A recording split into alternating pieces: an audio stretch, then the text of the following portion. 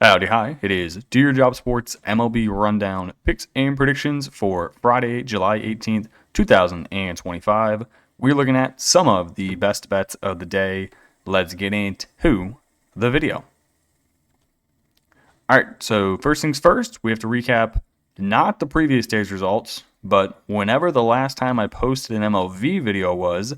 I think this was either July 10th, July 11th, July 12th, one of those days. We went 4-4, bringing our season record to 369, 367. Do I care to recap this? No, because it was over a week ago. We're going to skip this recap and get right onto the picks for tomorrow. Game numero uno. I am starting off the second half of the MLB season betting my team, the Cleveland Guardians, at home. Now, I went a little aggressive here. Their money line is minus 130. Would I feel comfortable laying that? Yes. Do I want to give that out in a video? No. Why would I give out a minus 130 at home? That doesn't seem very fun to me. Minus 1.5, though, at plus 150 sounds quite enjoyable. So give me the Guardians at home. First game after the All-Star break. If the Guardians want any chance of making it to the postseason, they need this series. You cannot lose the first series at home to the A's.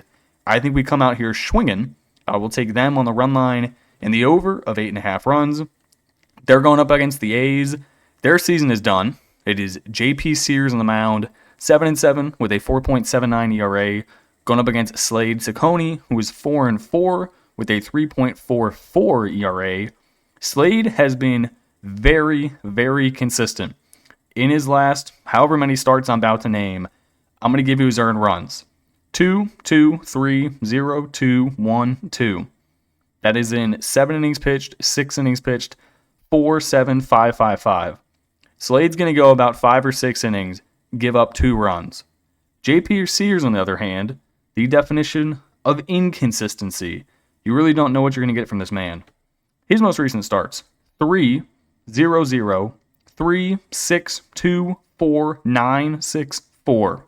It's like, well, this dude could pitch an absolute gem, or he's going to get absolutely dog-walked and be pulled by the middle of the third inning.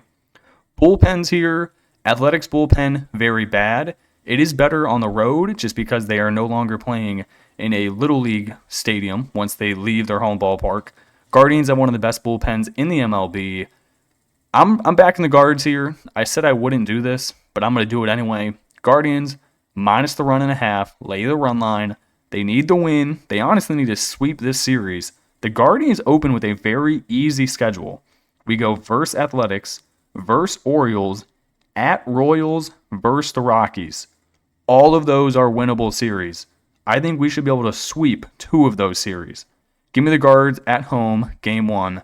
Let's go.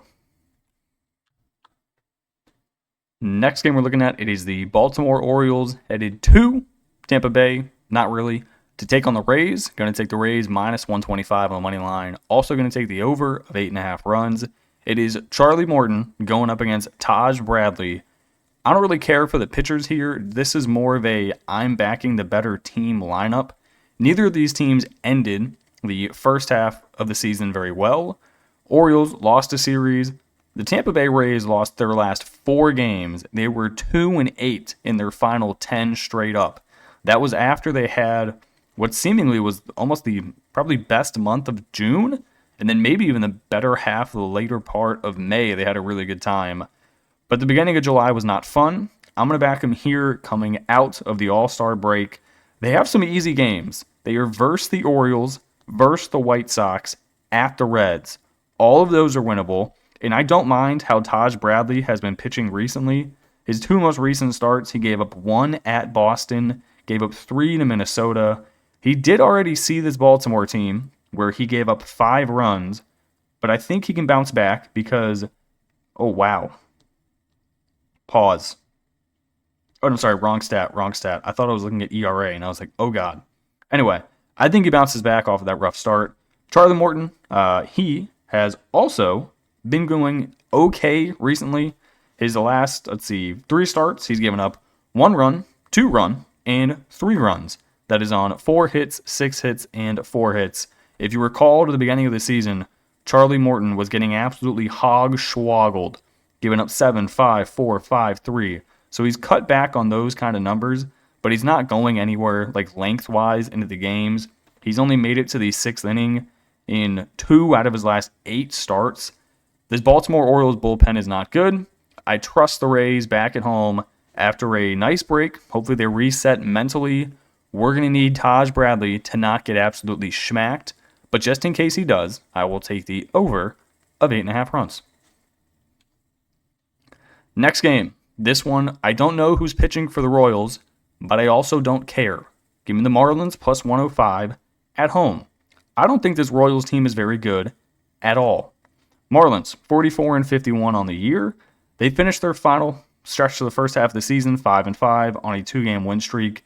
Sandy Alcantara, former Cy Young winner, got to be one of the most inconsistent dudes. Everyone thought he was back pitching to great form, and then his final 3 starts the first half of the season, this dude got rocked. He gave up 6 runs to Cincinnati, 5 runs to Milwaukee, 7 runs to Arizona. The only positive thing is that 2 of those starts were on the road, and all of those are decent hitting teams. The Reds have a lot of speed in their lineup, and they have a few good bats. Milwaukee's look like one of the better teams in the later part of that first part of the season. Arizona has one of the best lineups in the league, despite being an under 500 team, because their pitching staff is shite. When he pitches against teams who struggle to hit, he actually does pretty well. Gave up 0 to Pittsburgh, 2 to Colorado. Let's see, what's another one? 2 to Philly. So he's not bad. He can pitch at a very high level, that is known. I don't think this Royals team is any good at baseball. You don't have to dodge many bats in this lineup. You got to dodge Bobby Witt. You got to dodge Michael Garcia. I mean, look at the bottom half. Caglianone's batting $140. John Rave is batting 176. Like, why are they even in the lineup? I don't know. So whoever's actually on the mound for the Royals, I don't care. Give me the Marlins back at home. Another team, well, both of these teams probably have some aspirations of making the playoffs. The Royals more than the Marlins, but I'm going to take the Marlins here. Lego. Final game, minus 120. I think I've given out a few picks in this episode that are like minus 120, minus 130-ish. Normally I don't do that, but first game back, a lot of these middling lines. Like another one I was looking at, it was the Padres laying 160 at the Nationals. Do you really want to lay 160 with the Padres on the road? No. But do you also want to take the Nationals with Michael Soroka on the mound? Also no. So I just stayed away and went for the Tigers because I know they're a good team. So give me the Tigers minus 120. Give me the over 8.5 runs. Reese Olson on the mound for the Tigers, 4-3 with a 2.95 ERA. Going up against good old Patrick Corbin, 6-7 with a 4.15 ERA. All right, so this game, much like the Tampa Bay Rays angle, the Tigers, they ended the first half of their season on a 4-game losing streak.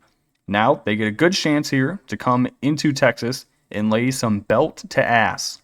This Rangers team is no good at baseball. Batting-wise, they suck. They are hitting 232 as a team. Home runs, they've hit 103 on the year. The only stat they actually beat the Tigers in is stolen bases. Rangers are 4th in the league at 92 bags swiped. Tigers, almost dead last. They only have 40. But the rest of the stats, Tigers absolutely mash. They're 10th in batting average at 252. They're 6th in overall slugging at 425. They've hit 124 bombs. They're just the better team. They are 59-38 for a reason.